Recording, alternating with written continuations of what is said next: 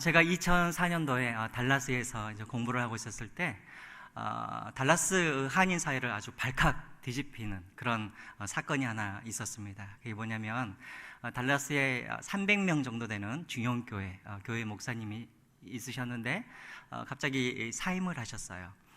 달라스 한인연합회 회장도 역임하신 분이었는데 그 이유가 뭐냐면 이분의 모든 그 경력들이 다 허위라는 사실들이 밝혀졌기 때문에 그렇습니다. 이분이 1980년도에 미국으로 이민을 가셨는데 비행기 안에서 자신의 손으로 자신의 머리 위에 손을 얹고 목사로 그렇게 안수를 받고 달라스에서 이제 개척을 하셨는데 얼마나 그 언변이 뛰어나시던지 300명의 미국에서 300명은 엄청난 큰 숫자이거든요. 그런 교회를 담임하고 계셨는데 점점 이제 활동이 넓어지다 보니까 이 사람 저 사람이 어디 신학교 출신이십니까? 이렇게 이야기하다가 결국은 그냥 밝혀져 버렸습니다. 이때 가장 혼란스러운 사람들이 누구였을까요? 아마도 그 교회 성도님들이었겠죠. 특별히 그 교회에서 그분으로부터 세례를 받았던 사람들, 또 결혼 주례를 받았던 사람들, 많은 혼란이 있었겠죠. 특별히 그분에게 세례를 받았던 사람들은 다시 우리가 세례를 받아야 되는가에 대한 그런 혼란이 있었습니다. 여러분, 한 교회에 어떤 가짜 목사로 인하여서 교인들이 혼란을 그렇게 받게 되고 또 충격을 받았다면, 만약에 여러분 우리가 믿고 있는 예수 그리스도가 가짜라고 한다면 여러분 우리가 느낄 그 혼란과 그 충격은 얼마나 크겠습니까? 근데 실제적으로 이런 일들이 지금부터 2000년 전에 바로 초대교회 안에 그런 일들이 일어났다라는 것입니다. 두 가지 이유가 있었었죠. 첫 번째로는 뭐냐면 사도 요한이 이 요한 복음을 쓰던 이 시기에 계속해서 로마 당국과 그리고 유대인들의 핍박이 점점점 심해졌었죠. 예수님은 분명히 30년 전에 40년 전에 하늘로 올라가실 때 내가 곧 다시 오겠다라고 그렇게 약속을 해주셨음에도 불구하고 시간은 지나고 핍박은 심해져 감에도 불구하고 예수님께서 다시 오시지 않자 사람들의 마음 가운데 어떤 마음이 있었겠습니까? 그분이 진짜 하나님의 아들인가에 대한 의심이 생기게 되었죠. 또 결정적인 또 이유가 있었습니다. 뭐냐면 바로 교회 안에 이단들이 침투하기 시작했다는 것이죠. 특별히 당시에 가장 큰 이단들이 해악을 끼쳤던 이단이 누구였냐면 바로 영지주의자들이었습니다. 이 영지주의자들은 영은 선하고 육신은 악하다고 생각을 했었죠. 그러니까 선하신 하나님께서 어떻게 악한 육을 가지고 이 땅에 내려올 수 있는가, 여기에 대해서 사람들을 혼란을 시킵니다. 예수는 하나님의 아들이 아니라는 것이죠. 하나님은 선하신 분이기 때문에 인간의 몸으로 이 땅에 올 수가 없다라는 것입니다. 그래서 그들은 또 육체의 부활도 그렇게 부정을 했었죠. 자, 이런 시기에 이런 이단 사상과 핍박을 인하여서 많은 사람들이 혼란을 느끼게 되어지고 교회를 떠나는 사람들이 많이 있었다라는 것이죠. 그래서 사도 요한이 생각을 했죠. 이미 마태, 마가, 누가복음 이 복음서가 있음에도 불구하고 이 사도 요한이 또다시 복음서를 써야 되는 이유가 생기게 된 것이죠. 이들에게 뭐가 필요했겠습니까? 예수님이 하나님의 아들이다라는 이 믿음이, 이 신앙이 그들에게 필요했기 때문에 이 복음서를 이 사도 요한이 다시 쓰게 된 것입니다. 그래서 여러분, 요한복음 20장 30절부터 31절까지 보면 이 사도 요한이 내가 왜 이 요한복음을 내가 다시 기록하고 있는지에 대해서 이야기를 하고 있습니다. 우리 한번 요한복음 20장 31절과 32절 한번 읽어볼까요? 시작.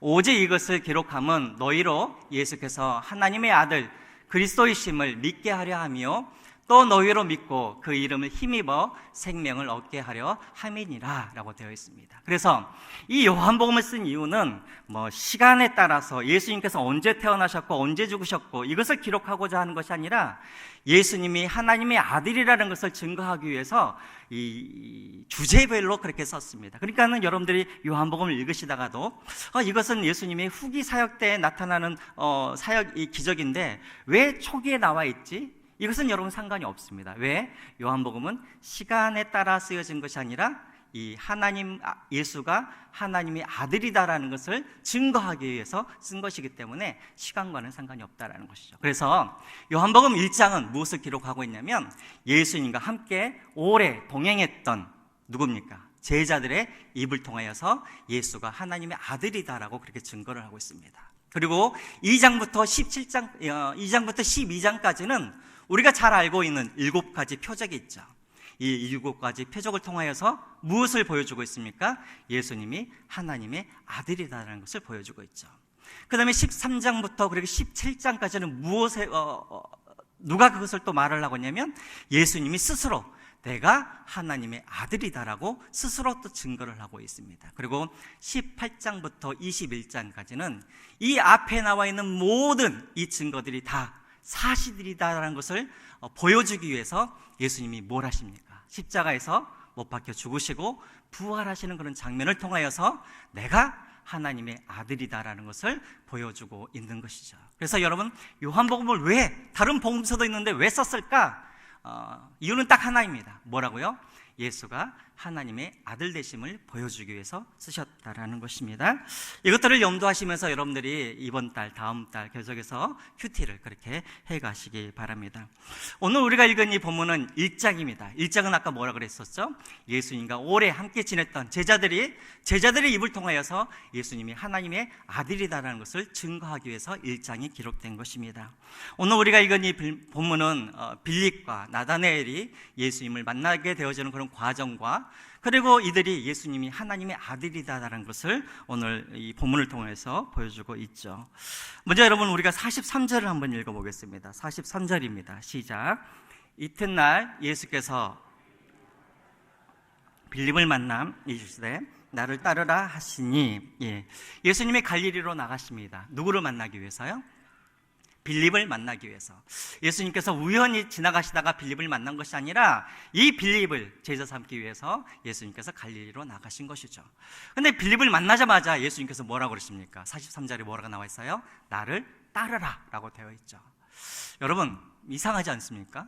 먼저 빌립을 만나면 뭐라고 말을 해야 됩니까? 내가 누구인지, 왜 네가 나를 따라와야 되는지, 나를 따르면 너에게 어떤 좋은 일이 생기는지 여기에 대해서 설명을 해야 되는데, 예수님은 빌립을 보자마자 뭐라고 그러냐면 나를 따르라 라고 말을 해요. 근데 더 이상한 건 뭐냐면 빌립은 예수님에 대해서 내가 왜 당신을 따라야 됩니까? 라고 물어보지 않고 빌립도 어떻게 합니까? 그냥 따라갑니다. 그랬더니 그냥 따라갔더니 45절에 뭐라고 됩니까?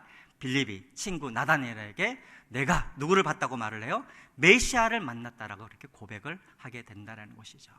여러분, 여기에서 우리에게 중요한 교훈이 하나 있습니다.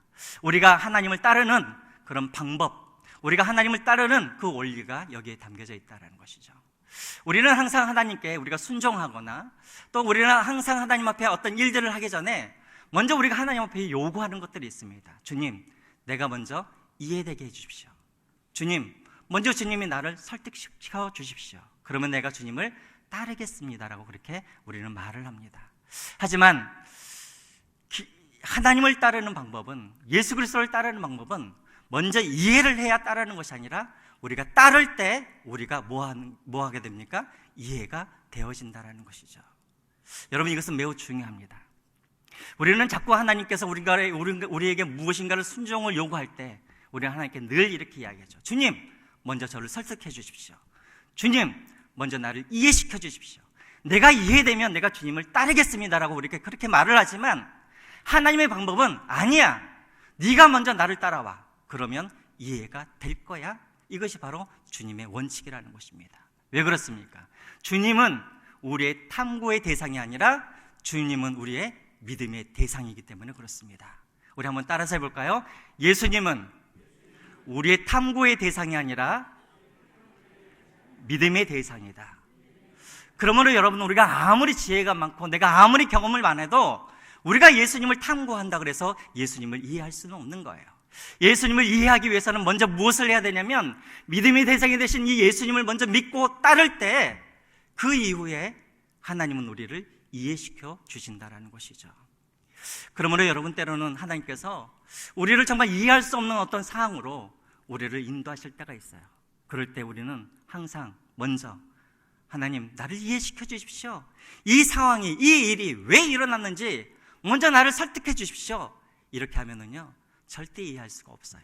우리가 그 상황에, 그 환경에 하나님의 인도하심에 우리가 믿음으로 따를 때 하나님은 그 이후에 하나님의 뜻을 우리에게 보여주신다라는 것입니다. 그러므로 여러분 먼저 따르십시오. 먼저 순종하십시오. 그러면 하나님이 반드시 여러분들을 이해시켜 주실 것입니다. 자, 이렇게 빌립이 예수님을 따를 때 빌립이 누구를 만납니까? 메시아를 만나게 되어지죠. 그리고 예수님이 메시아라는 것을 알게 된 이 빌립이 누구를 찾아갑니까? 자기의 친구 나다나엘을 찾아가서 나다나엘에게 이제 말을 하죠. 내가 메시아를 만났다. 우리 함께 메시아를 만나러 가자라고 나다나엘에게 말을 합니다. 그런데 나다나엘의 그런 반응이 시큰둥해요. 뭔가 좀 문제가 있는 것 같아요.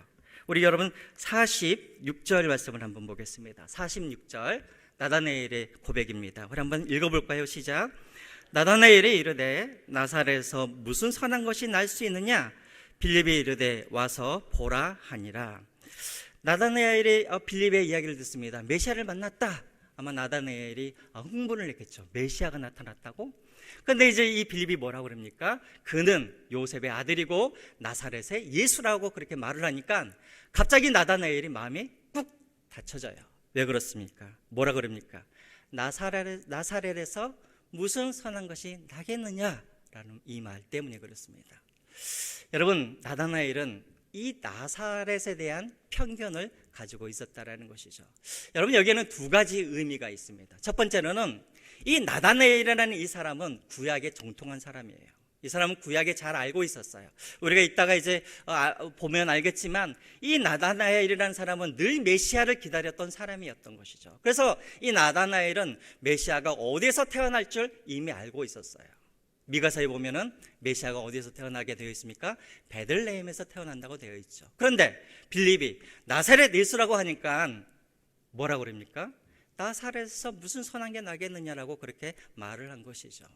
또 두 번째로 이 의미는 또 어떤 의미가 있냐면 이 나다나엘이라는 이 사람은 어디 출신이냐면 가나 출신이에요. 여러분 요한복음 2장에 보면은 가나의 그 포도주 기적 나오는 장면이 있죠. 여기 출신이 바로 나다나엘이에요. 그런데 이 가나가 이 나사렛과 어느 정도의 거리에 있냐면 약 6km 정도 떨어져 있어요. 매우 가까운 동네이죠. 근데 사실 이 나다나엘이라는 이 사람은 이 나사렛이 어떤 동네인지를 이미 다 알고 있던 사람이에요. 그 동네는 가난한 사람들이 모여있는 곳이에요. 그 나사렛이라는 동네는 배우지 못한 사람들이 모여있는 곳이에요. 그 나사렛이라는 이 동네는 유대인들과 이방인들이 서로 피가 섞여가지고 그런 혼혈인들이 많이 살고 있는 지역이 바로 이 나사렛이라는 이 지역이었다라는 것이죠. 그러니까 이 나다나엘이 이 나사렛에서 자신이 기다렸던 그 왕으로 오실 그 메시아가 이 나사렛이라는 이 출신이라는 이것을 받아들일 수 있었겠습니까? 없었겠습니까? 받아들일 수가 없었다라는 것이죠. 이 지역에 대한 편견이 있었다라는 것입니다. 이 나다나엘은 이 나사렛이라는 이 편견 때문에 예수님을 아는데 걸림돌이 되고 있었다라는 것이죠. 여러분, 우리에게도 여러 가지 많은 편견이 있죠. 우리는 어떤 지역에 대한 편견을 갖고 있습니다. 또 우리는 어떤 학벌에 대한 편견을 갖고 있죠. 또 심지어는 어떤 사람들은 혈액형에 대한 편견도 가지고 있습니다. 그런데 이런 편견들이 그 사람을 알아가는데 많이 방해가 되어주죠. 어떤 권사님이 저에게 물어봤어요. 목사님, 혈액형이 뭐세요? 라고 물어보더라고요. 그래서 제가 제 혈액형은 A형입니다 라고 말씀을 드렸더니 그것 봐, 그러니까 목사님이 잘 삐지시지 그러시더라고요. 여러분, 우리는 심지어는 혈액형에 대한 그런 편견도 가지고 있다라는 것이죠. 여러분,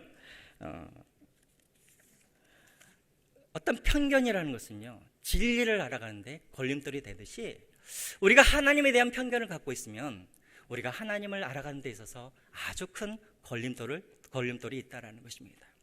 여러분, 우리 안에도 그런 편견들이 있죠. 어떤 분들은 하나님을 알 수 있는 방법은 오직 말씀 외에는 다른 방법이 없다라고 말을 해요. 그래서 어떤 분들이 방언으로 기도를 하거나 성령 체험을 했다고 그런다면 그 사람을 마치 이단 보듯이 그렇게 하는 분들도 있습니다. 여러분, 이것도 일종의 편견인 것이죠. 또 반대로 어떤 분들은 저 사람이 방언을 못하거나 성령 체험이 없다고 말을 하면 저 사람은 정말 올바른 그리스도인이 아니라고 그렇게 말하는 사람들도 있습니다.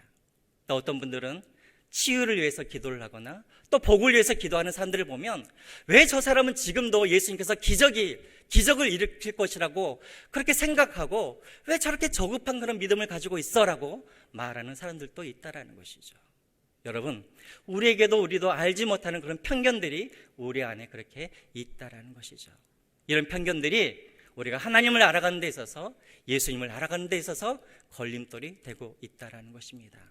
오늘 이 시간 내 안에는 어떤 편견들이 있는지, 또 우리가 서로 우리 성도들 간에도 혹시라도 우리가 어떤 편견을 가지고 다른 사람들을 우리가 대하고 있는지 우리가 다시 한번 우리 자신들을 한번 되돌아볼 수 있는 오늘 이 시간이 되었으면 좋겠습니다.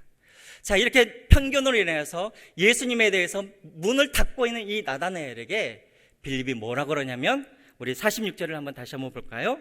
46절에 빌립이 뭐라 그럽니까? 와서 보라라고 말을 합니다. 와서 보라. 편견을 가지고 있어서 예수님을 아예 알아보려고 조차도 않는 이 나다나엘에게 이 빌립이 뭐라 그럽니까? 와서 보라라고 말을 해요. 여기서 보라라는 이 헬라어 원어상의 이 보라라는 말은 뭐냐면 경험해 보라는 말입니다. 경험해 보라. 여러분, 이것은 매우 중요합니다. 여러분, 우리가 전도할 때 우리는 자꾸만 사람들을 뭐 하려고 그럽니까? 설득을 시키려고 하죠.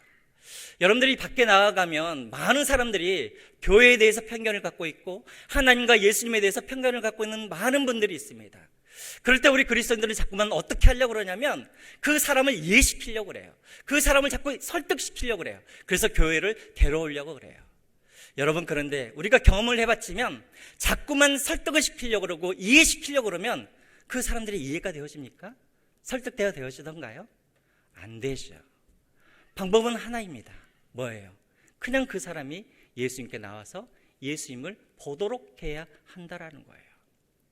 목사님, 그러면 우리가 어떻게 예수님을 보여줄 수가 있습니까? 여러분, 마태복음에 이런 말씀이 있죠. 마태복음 5장 16절에 이런 말씀이 있습니다. 우리 같이 한번 읽어볼까요? 시작. 이같이 너희 빛이 사람 앞에 비치게 하여 그들로 너희 착한 행실을 보고 하늘에 계신 너희 아버지께 영광을 돌게 하라. 우리가 어떻게 하나님을 보여줄 수가 있습니까? 우리의 착한 행실로 보여줄 수가 있다는 것입니다. 여러분, 우리가 세상에 나아가면 하나님에 대해서, 예수님에 대해서, 교회에 대해서 편견을 갖고 있는 사람들을 설득을 시키려고 하는 것이 아니라 우리가 우리의 착한 행실을 통하여서 우리가 서로가 서로를 사랑하고 용납하는 이런 모습을 통하여서 우리가 누구를 보여줘야 된다고요? 하나님을 그들에게 보여주면 그들이 하나님 앞에 나올 수가 있다는 것이죠. 제가 우리 권사님들로부터 그런 질문을 많이 받아요. 목사님, 우리 남편 교회에 죽어도 안 오려고 그래요.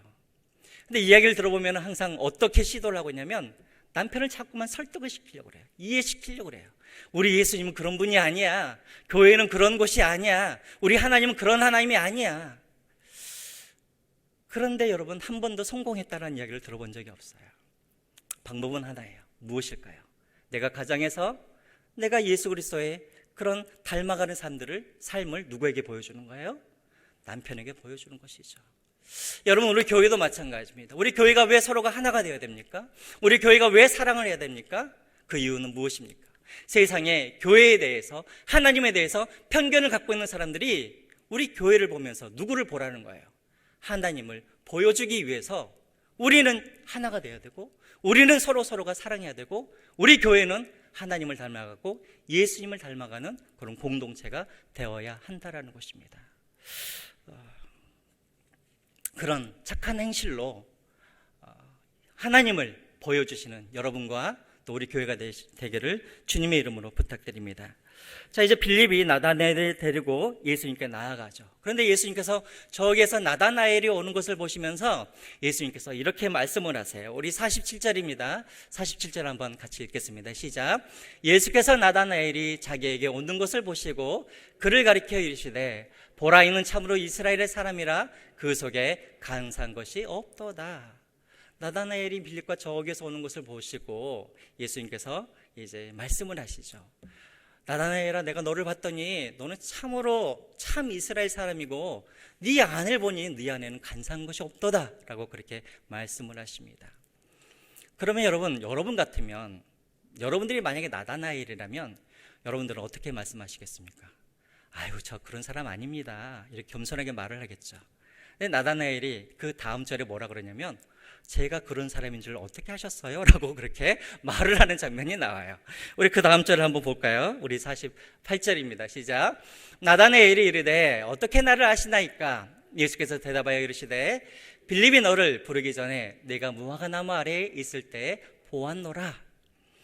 여러분, 제가 우리 권사님한테 권사님 얼마 전에 권사님이 정류장에 서 있는 것을 제가 봤어요. 그러면 우리 권사님이 목사님은 하나님의 아들이십니다 이렇게 고백할까요? 아니죠. 아니, 대체 무화과 나무에 있는 이 나다나엘을 그냥 보았을 뿐인데 이것을 보고 어떻게 제가 좀 뛰어넘었네요. 예. 이것을 보고 이제 예수님이 뭐라 그러냐면 나다나엘아, 너는 참 이스라엘 사람이구나, 네 안에는 간사한 것이 없구나 라고 그렇게 말씀을 하셨다라는 거예요. 그러면 여러분, 우리가 이제 여기서 한 가지 이제 풀어야 할 숙제가 있습니다. 대체 무화과 나무 아래에 있다는 게 대체 무슨 말일까? 이게 이제 핵심이죠. 아주 쉽습니다. 이 두 가지 의미가 있어요. 첫 번째 의미는 무엇이냐면 그 사람은 경건한 사람이다라는 그런 의미를 갖고 있습니다. 여러분, 이스라엘은 매우 날씨가 뜨겁잖아요. 그러니까 사람들이 기도를 하거나 말씀을 읽을 때 무화과 나무 아래에서 그렇게 말씀을 묵상하고 기도를 합니다. 유대인의 대부분의 사람들이 아니라 경건한 유대인들이 정기적으로 무화과 나무 밑에서 이런 일을 했다는 것이죠. 예를 들어서 예수님이 베드로 어디 갔어? 그러니까 빌립이 지금 베드로는 무화과 나무 아래에 있습니다. 이 말이 무슨 말일까요? 지금 베드로는 하나님의 말씀을 묵상하고 있고 지금 기도하고 있습니다, 이런 말이라는 것이죠. 이런 관용어로 무화과 나무 아래라는 말이 쓰여집니다. 근데 여러분, 두 번째로 또 무화과 나무 아래 살다라는 이 말은 또 다른 또 의미가 있습니다. 여러분, 북한 사람들이 지금도 그런지는 모르겠지만 몇 년 전만 해도 북한 사람들이 꿈꾸는 그런 나라들을 묘사할 때 어떤 말을 많이 썼습니까? 우리가 세우고자 하는 이 나라는 어떤 나라? 이 밥을 먹고 또 고깃국을 먹고 귀하집에 사는 것, 이것을 갖다가 이들은 아마 잘 사는 그런 나라로 그렇게 묘사를 했죠. 자, 유대인들이 태평성대를 꿈꾸면서 그들이 꿈꾸는 나라를 어떻게 묘사를 했냐면 포도나무와 무화과 나무 아래 거한다라고 이렇게 표현을 했다라는 것입니다. 이것은 제 말이 아니라 열왕기상 4장 25절에 보면 솔로몬 시대를 이렇게 묘사를 하고 있습니다. 우리 한번 열왕기상 4장 25절 말씀 한번 읽어보겠습니다. 시작. 이스라엘 백성들이 단에서부터 브엘세바에 이르기까지 각기 포도나무 아래와 무화과 나무 아래서 안연히 살았더라 라고 되어 있죠. 자, 이 말이 무슨 말이냐면 그들이 태평성대를 누렸다라는 이 말을 하고 있습니다. 솔로몬 시대에 바로 그렇게 살았다라는 것이죠. 근데 여러분, 이 태평성대가 오래 갔습니까? 오래 못 갔습니까? 오래 못 갔죠. 솔로몬 후기에 솔로몬이 죽고 난 다음에 남과 북이 나눠지고 전쟁이 끊이질 아니하였죠. 그래서 유대인들은 항상 무엇을 꿈꿨냐면 우리가 솔로몬 시대처럼 다윗 시대처럼 우리가 포도나무와 우리가 무화과 나무에서 거하는 그런 시대가 다시 오기를 이들은 꿈꾸었다라는 것이죠. 그 시대가 어떤 시대냐면 바로 메시아가 이 땅에 다시 올 때 그런 날이 올 거라고 이들은 믿음을 갖고 있었습니다. 스가랴 3장 10절 말씀입니다. 스가랴 3장 10절 말씀 우리 한번 읽어볼까요? 시작. 만군의 여호와가 말하노라. 그날에 너희가 각각 포도나무와 무화과 나무 아래로 초대하리라 하셨느니라. 무슨 말인지 아시겠죠? 메시아가 이 땅에 오시는 그날 사람들이 서로 포도나무 아래로 무화과 나무 아래로 초대한다라는 것입니다. 이 말은 뭐냐면 태평성대가 올 것이다라는 그런 의미이죠. 지금 이 나다나엘이 무화과 나무 아래에서 있다라는 이 의미는 두 가지 의미를 갖고 있습니다. 그가 하나님의 말씀을 정기적으로 묵상하면서 기도하는 경건한 사람이었을 뿐만 아니라 무엇을 기다리는 사람이었다고요? 메시아가 다시 이 땅에 오셔서 새로운 그런 하나님의 나라를 세울 것을 늘 기대하며 살았던 사람이 바로 이 나다나엘이었다라는 것이죠. 그래서 예수님이 이 나다나엘을 뭐라 그럽니까? 그는 참 이스라엘의 사람이요 그 안에는 간사한 것이 없다라고 그렇게 말을 했다는 것입니다. 자, 이 말을 들은 이 나다나엘이 뭐라 그럽니까? 자기와 하나님만이 알 수 있는 그 일, 자기와 하나님만이 갖고 있는 그 비밀한 것을 이 예수님이 알고 계신다라는 것을 알면서 이 예수님은 하나님의 아들이시구나라고 그때서야 고백을 하게 된다라는 것입니다. 자, 우리 50절입니다. 50절 읽어볼까? 50절 시작. 예수께서 대답해 이르시되 보았다 함으로 믿느냐? 이보다 더 큰 일을 보리라. 자, 이제 나다나엘이 당신은 하나님의 아들이십니다, 이스라엘의 왕이십니다라고 그렇게 고백을 해요. 자, 그러니까 예수님께서 뭐라고 그러냐면 나다나엘에게 네가 왜 그 고백을 나한테 하느냐? 왜 그 고백을 하느냐? 내가 무화과 나무 아래에서 네가 있다라는 것을 내가 보았다라는 이 말 때문에 네가 나를 하나님의 아들이라고 그렇게 말하느냐 하시면서 이 예수님께서 뭐라고 그러시냐면 그것보다 더 큰 기적을 네가 볼 것이다 라고 오늘 예수님이 나다나엘에게 말씀하고 있다라는 것입니다. 그 큰 기적이 무엇이냐면 마지막 51절입니다. 읽기 전에 여러분 많이 피곤하시죠? 우리 한번 손을 한번 올려볼까요? 네. 한번 쭉 이제 다 왔습니다. 제가 이렇게 지금 말이 되게 빠르죠?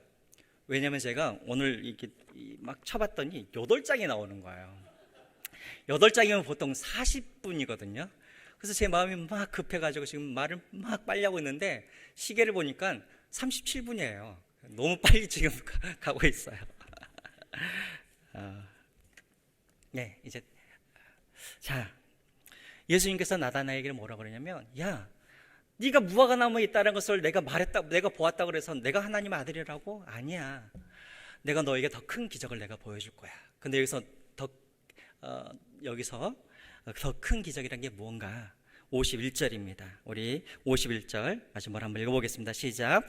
또 이르시되 진실로 진실로 너에게 이르노니 하늘이 열리고 하나님의 사자들이 인자 위에 오르락 내리락 하는 것을 보리라 하시느니라. 예, 예수님께서 나다나엘에게 보리라 한 그 기적이 무슨 기적입니까? 하늘에서 하나님의 사자가 오르락 내리락 하는 그 기적을 너희들이 볼 거라고 말씀하고 계십니다. 여러분, 하나님의 사자가 이렇게 하늘에서 땅에서 오르락 내리락 하는 거 어디에 좀 비슷하게 나온 내용 아닙니까? 어디에 나와 있는 내용이죠? 야곱의 창세기 28장에 나와 있는 내용이죠. 창세기 28장 11절과 12절에 나와 있는 내용인데요. 우리 한번 자세히 한번 보십시오. 자세히 한번 보겠습니다. 11절 말고 12절만 한번 볼게요. 12절 시작. 꿈에 본즉 사닥다리가 땅 위에 서 있는데 그 꼭대기가 하늘에 닿았고 또 본즉 하나님의 사자들이 그 위에서 오르락 내리락 하고. 여러분 여기서 잠깐만요. 하나님의 사자들이 그 위에서 오르락 내리락 하고 할 때 그 위라는 것은 무엇을 말할까요? 사닥다리를 말하겠죠. 자, 그런데 요한복음 1장 우리가 읽었던 51절을 보면은요, 이 창세기 11절과 비슷한 부분도 있고 다른 부분이 있어요. 비슷한 부분은 무엇이냐면 하나님의 사자들이 오르락 내리락 하고 있다라는 이것이 비슷한 거고 또 하늘이 열려 있다는 것도 이게 비슷해요. 근데 다른 게 하나가 있어요. 뭐가 다를까요? 51절과 그리고 창세기 28장 12절 뭐가 다를까요? 창세기 28장에는 무엇을 타고 오르락 내리락 하고 있어요? 사닥다리를. 근데 여러분 51절 한번 보십시오. 무엇을 타고 오르락 내리락 하고 있습니까? 인자 위에라고 되어 있습니다. 여기서 인자 위에는 뭐냐면 예수 그리스도를 말하는 것이죠. 다시 말하면 나를 타고 하나님의 사자가 오르락 내리락 하는 것을 보겠다라는 거예요. 다시 말하면 하나님께서 지금 약속하신 기적은 무엇이냐면 예수 그리스도가 무엇이 되겠다라는 거예요. 하늘과 땅을 이어주는 뭐가 되겠다는 거예요? 사닥다리가 되겠다라는 거예요.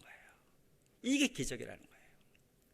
너희들은 나 예수라는 사닥다리를 타고 누구를 만나러 갈 수가 있다라는 거예요. 하나님을 만날 수가 있고, 하나님은 나 예수 그리스도라는 사닥다리를 타고 누구를 만나러 내려오십니까?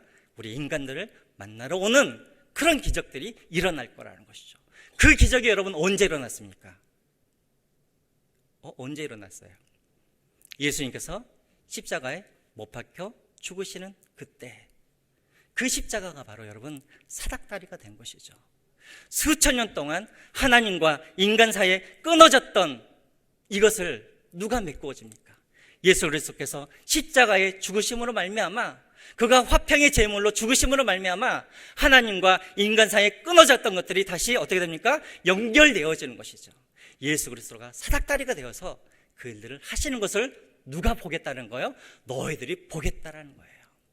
여러분, 기적은 갑자기 없는 돈이 생기는 게 기적이 아닙니다.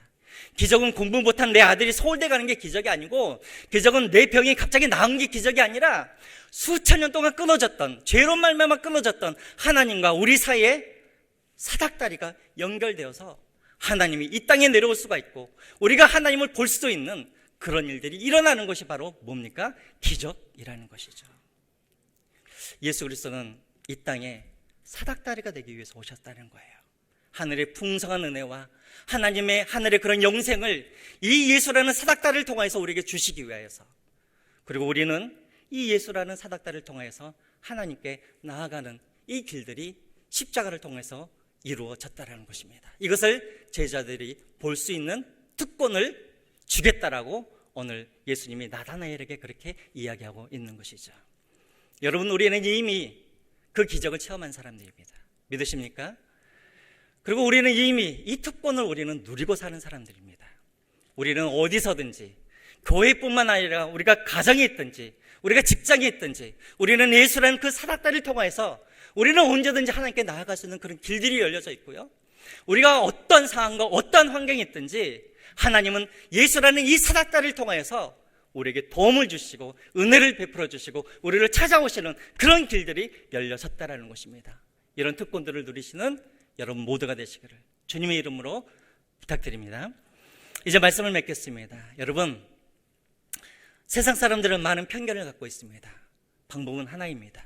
우리가 그들을 설득시킬 수도 없고 우리는 우리의 말로 그들을 이해시킬 수가 없습니다. 방법은 딱 하나, 예수님을 보여주는 것입니다.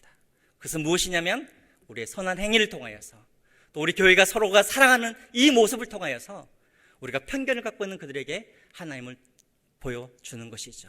또 마지막으로 우리는 예수 그리스도라는 그 사닥다리가 주시는 그 특권들을 우리가 받아 누릴 수 있는 여러분 모두가 되시기를 주님의 이름으로 부탁드립니다.